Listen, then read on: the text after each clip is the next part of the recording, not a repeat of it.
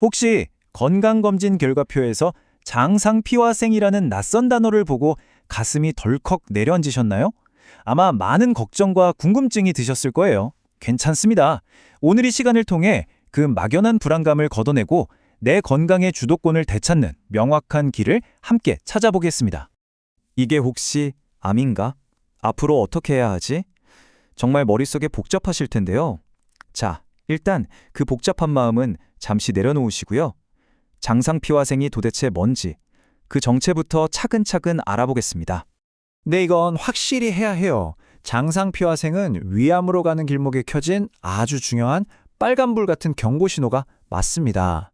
하지만요, 이게 암이라는 뜻은 절대 아니에요. 오히려 우리 몸이 이들은 안 돼, 지금부터 관리 시작해 하고 보내는 마지막 기회라고 생각하셔야 합니다.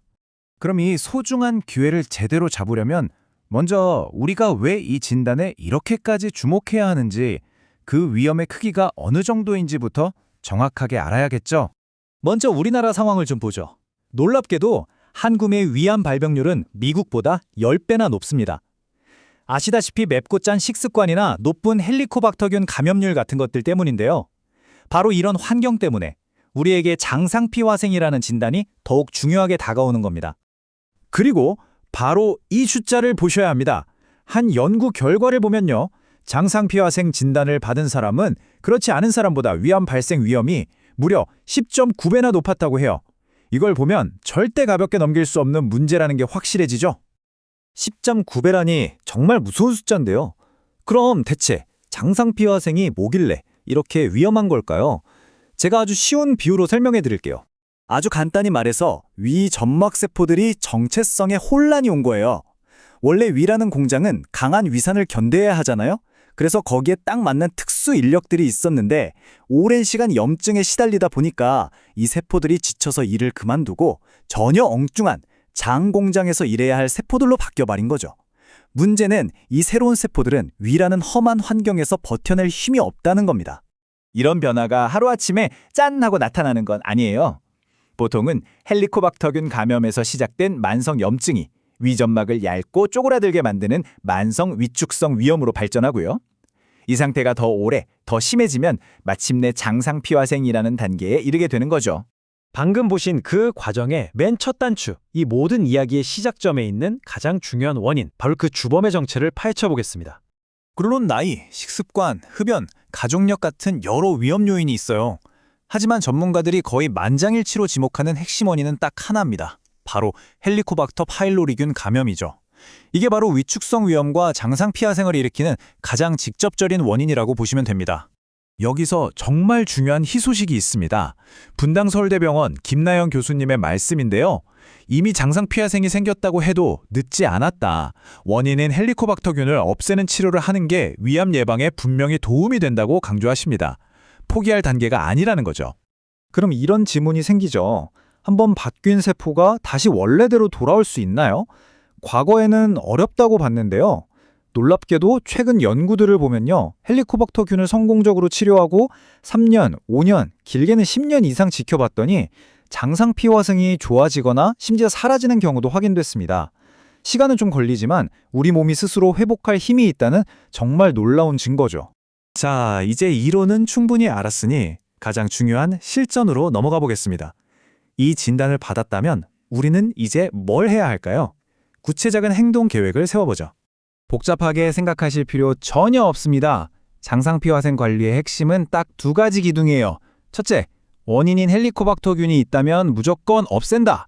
둘째, 내 위가 앞으로 어떻게 변하는지 부지런히, 아주 부지런히 지켜본다. 이 두 가지만 기억하시면 됩니다. 여기서 아주 현실적인 질문이 나옵니다. 어차피 국가 암검진에서 2년마다 위내시경 하라고 하는데 그냥 그거 받으면 안 되나요? 과연 장상피화생 진단을 받은 사람에게도 2년이라는 간격이 충분할까요? 이 표 하나가 모든 걸 말해줍니다. 장상피화생 환자들을 대상으로 한 연구인데요. 매년 내시경을 받은 그룹은 조기 위암 발견율이 62.7%였어요. 1년보다 길게, 즉 2년에 한 번씩 받은 그룹보다 훨씬 높죠. 그런데 정말 결정적인 차이는 그 아랫줄에 있습니다.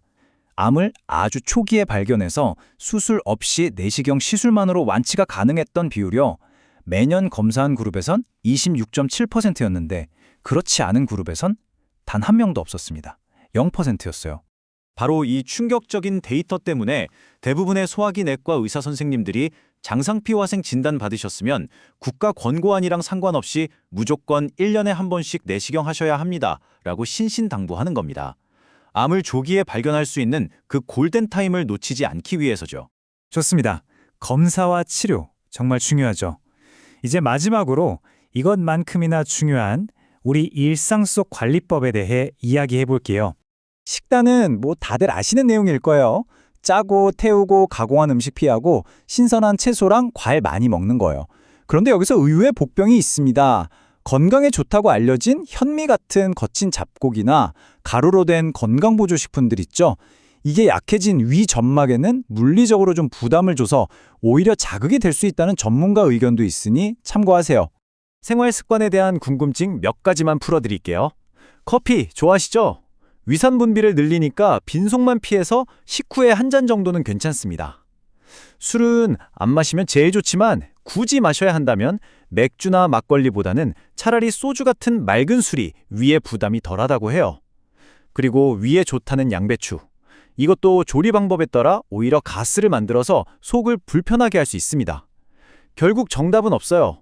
내 몸이 어떤 음식에 어떻게 반응하는지 스스로 주의 깊게 살피는 게 제일 중요합니다. 오늘 이야기의 핵심 메시지는 바로 이겁니다. 지나치게 걱정하지 마세요. 하지만 아주 적극적으로 관리하세요. 장상피화생은 암 선고가 아닙니다.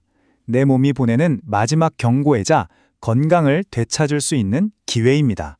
이제 공은 여러분에게 넘어왔습니다. 정확한 정보를 알았으니 이제 행동으로 옮기시면 됩니다. 원인을 없애고 꾸준히 관찰하고 건강한 습관을 지킨다면 장상피화생은 더 이상 두려움의 대상이 아닐 겁니다. 여러분의 위 건강, 오늘부터 직접 그 주도권을 잡아나가시길 바랍니다.